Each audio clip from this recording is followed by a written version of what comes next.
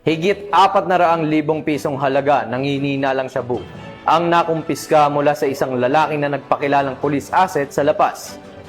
Sa bisa ng bypass operation, agad na naaresto ang suspect na ngayon ay nahaharap sa kasong paglabag sa Comprehensive Dangerous Drugs Act. Magbabalita dyan si Patrolwoman Ladylyn Bansagon. Kamatod lang sa korte.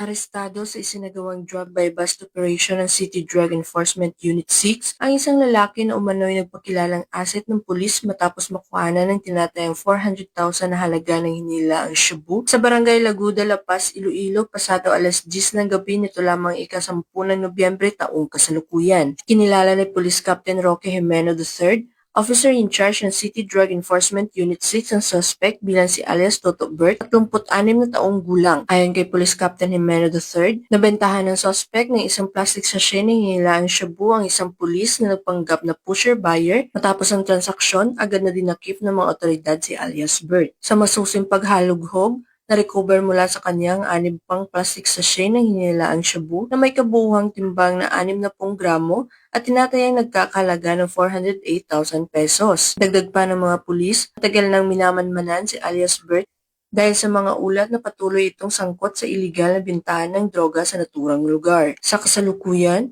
nasa kustudiya na ng pulisya ang suspect para sa kukulang dokumentasyon at sasampahan ng kasong paglabag sa RA 9165 o ang Comprehensive Dangerous Drugs Act of 2002. Patuloy na pinapaigting ng Iloilo City Police Office ang kampanya kontra iligal na droga upang matiyak ang kaligtasan at katahimikan ng mga komunidad sa lungsod. Bagong PNP para sa bagong Pilipinas, serbisyong mabilis, tapat at nararamdaman. Mula dito sa Police Regional Office 6, ako ang inyong Police News Network Correspondent, Patrolwoman Ladylyn Bansagon, alagad ng batas, tagataguyod ng Balitang Pulis.